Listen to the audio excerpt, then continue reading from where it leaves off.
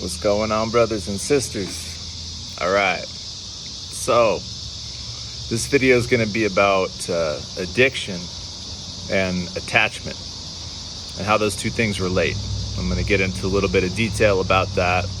And of course, this is pertaining to the practice of semen retention, but it also pertains to a lot of other things. We're going to get into that a little bit, and I'm going to try and keep this video short so you guys can get on with your days. So before I get into the topic, a couple of announcements. So I'm going to be branching off a little bit. I've got a long background in holistic health, coaching, fitness, nutrition, so on and so forth.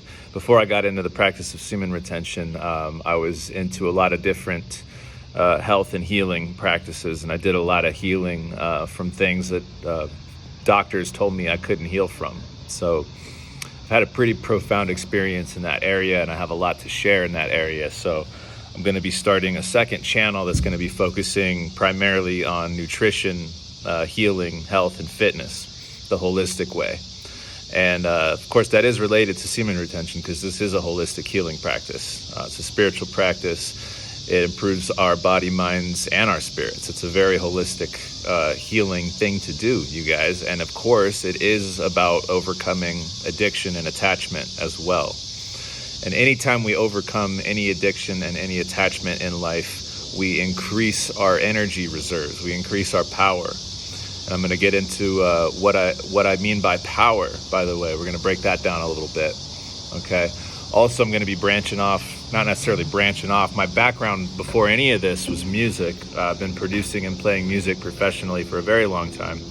And I've got several original albums I'm about to release. So I'm going to be probably starting different channels dedicated, one to music, one to the fitness, nutrition, and health, and then one to the semen retention. So I might even be branching off again with another brother of mine and doing some scripture, biblical-based content as well. So really diving deep into this content creation. I'm having a lot of fun with it. It feels right. And so we're going to keep it going. All right. So let's get into the topic then. So addiction and attachment. Just a little background about myself, you guys, just to qualify so you know I do know a thing or two about this stuff, both from personal experience, and I worked in behavioral health, in substance abuse counseling, and social work for many years. And as a recovered drug addict myself, I spent many years in that field, and I learned a lot. I learned a lot both from my own experience in recovery and from helping other people recover, and also watching a lot of people die. Serious stuff. So originally, you guys, what got me into this whole thing, I mean, like most people, it started off with alcohol and weed and porn. That was kind of my introduction to dopamine and addictive habitual behaviors, escapism, and all of those things kind of went hand in hand for me, man. And I was nervous around women because I found the corn before I ever had a relationship, and I had no idea that was killing my confidence and making me terrified of women and giving them way too much power. And so because I was afraid of them, I'd resort to things like alcohol and drugs to give me the confidence to interact with them, give me a reason to interact with them. And in the course of that endeavor, I became very addicted to weed mostly, and then that led into harder drugs, and eventually I was addicted to hard drugs, and my life took a serious nosedive. And I was playing music at the time. I was in several bands, and I lost everything. I lost everything I had. Ended up in rehab, that whole thing, and I ended up getting better to a degree. But what really happened, though, you guys, and I wasn't aware of this at the time, but I got off the drugs, I got off the substances, but then what happened was I basically traded one addiction for another, and this was a pattern that continued, and it's really still going on for me. I can't say that I'm completely free of it. It's an ongoing process, but I'm more free of it now than I've ever been in my entire life. And that has probably more to do with semen retention and the overcoming of lust than anything else. It's probably the most profound addiction / attachment that I've ever overcome. And now that I've overcome this thing, I've realized that it was really at the root of a lot of the other addictions. So it's making so many other things just kind of fall into place naturally. All right, so the reason why when I got off of the hard drugs, basically what happened was what I started going to replace that, and this is a common pattern that happens with addiction, is the addiction we had was a source of power for us. We were getting something from it. If we weren't getting something from it, we wouldn't do it, right? And at some point, it stops working. It loses its power. And at that point, we're faced with the decision. We either have to get better or die, basically. I mean, that's kind of how I see it. It's really like that, especially when you're dealing with hard drugs and even relationships, sex addiction. I mean, people commit suicide over this stuff, and I almost did multiple times, you guys. So it's serious business. So what happened was, I got off the drugs. My life got better, of course. Getting off of hard drugs will make your life get better, definitely. But then I started going into other addictions, very unconsciously. I got very addicted to food, overeating. I got very addicted to sex and relationships and validation. I was really addicted to being validated by groups of people, friends, and especially women. And then, of course, sex and everything that comes along with that was a huge addiction of mine. And I got really into fitness at that point, but I didn't realize that my interest in fitness had a lot to do with me securing more sex for myself. I just wanted to look good so I could keep the girl around or get the girl, whatever, get the validation from people. That's really what it was about. And I didn't realize that was the source of power for me. That was the new addiction. And so I was very attached to being accepted and wanted by other people.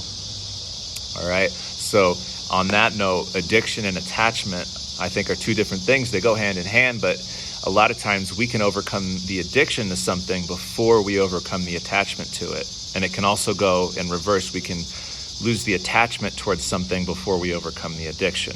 Now, I'll explain what that means. Addiction is a physiological thing. That's the physical manifestation of the attachment. So when you're addicted to something and you suddenly stop it, you will experience withdrawal symptoms. This happens with caffeine. This happens with marijuana. This happens big time with opiates. This happens with sex addiction, with porn addiction, all of this stuff. There are withdrawal symptoms because this is a physiological thing we're doing. It's a habit that affects our brain chemistry. So when we suddenly stop doing these things, our brain kind of freaks out for a little while, and it's like, what's going on? And so we get these withdrawal symptoms, and they can be really, really gnarly and intense, and they can last for a while. And that length of time is going to depend on how long you were addicted and how serious the addiction was. So it's something that we have to be willing to endure, right? But that all has to do with addiction. So just because you get rid of the addiction to something doesn't mean you've dropped the attachment to it. So what that means, so attachment is a psychological thing and a spiritual thing. So I could, for example, let's say a lot of people will quit smoking, or they'll quit drinking, or they'll quit corn or something like that. But they find that even after a length of time away from this thing, they're still thinking about it a lot. And they end up going back.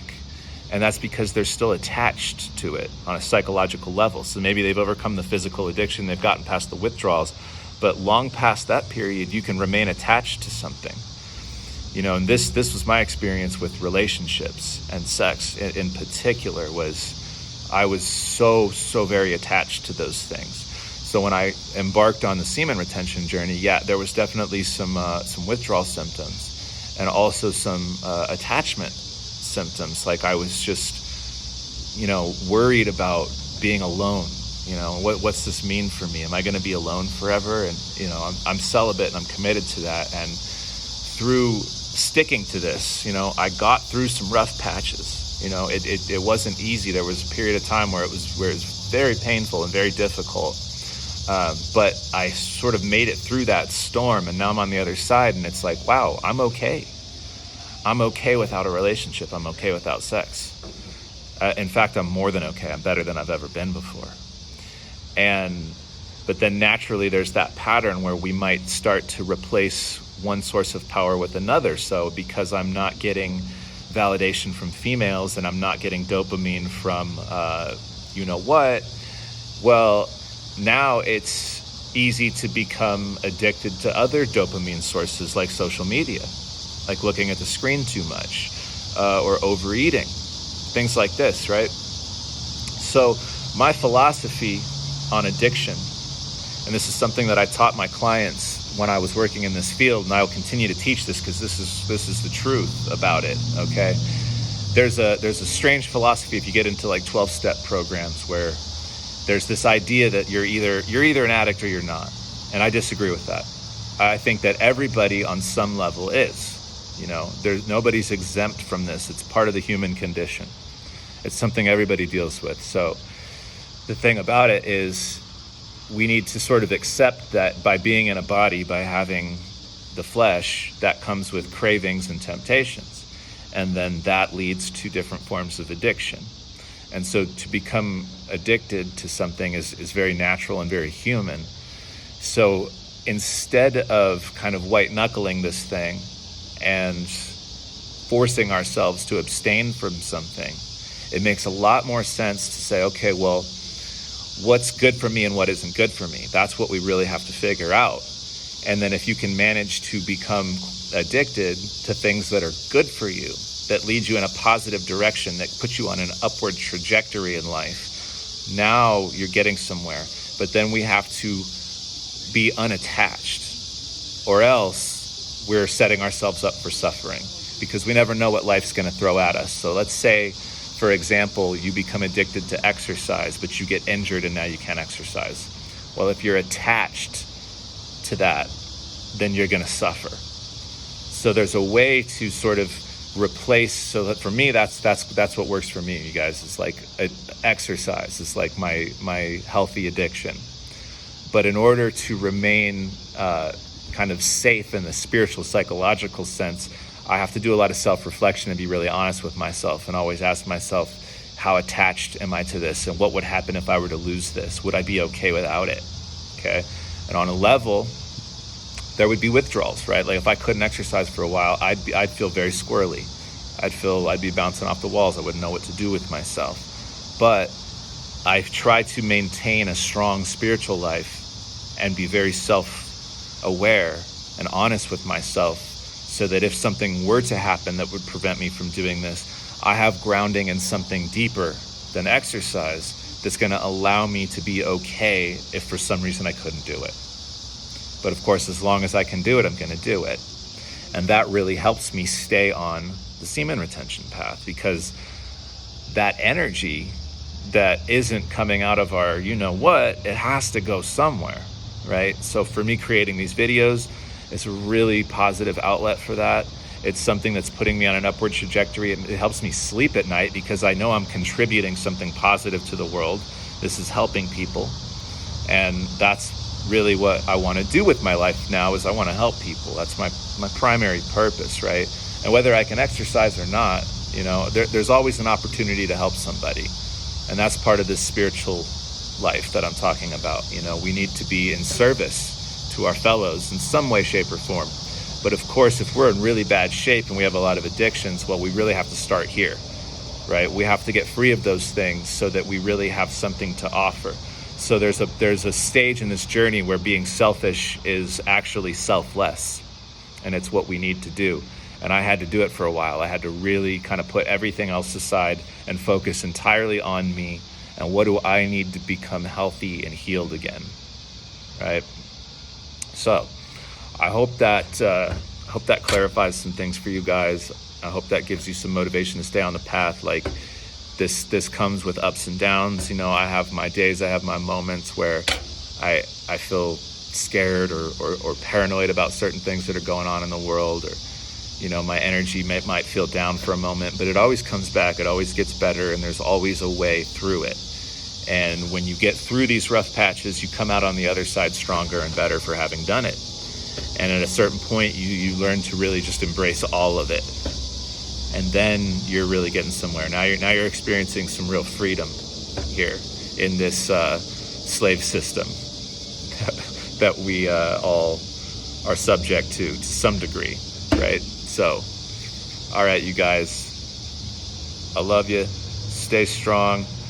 I'll keep you posted on the expansion of the content. We're gonna start bringing this into, other dimensions, other areas.